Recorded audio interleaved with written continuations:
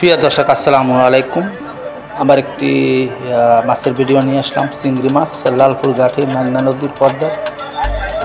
এখানে আজকে কিছু চিংড়ি নিয়ে আসছে, একবারে টন তাজা। আপনারা ভিডিওর মাঝখানে দেখতেছেন লাফালাফি করছে, তবে নিলামের মাধ্যমে এই মাছগুলো বিক্রি করা হয়। আসলে টন তাজা মাছ বা অরিজিনাল মাছ নিতে হলে লালপুর ঘাটে চলে আসেন। এখানে আসলে আপনাদের সবচেয়ে প্রিয় মাছটাই আপনারা পাবেন। এখানে সাধারণ মানুষও মাছ সংগ্রহ করতে পারে নিলামের মাধ্যমে।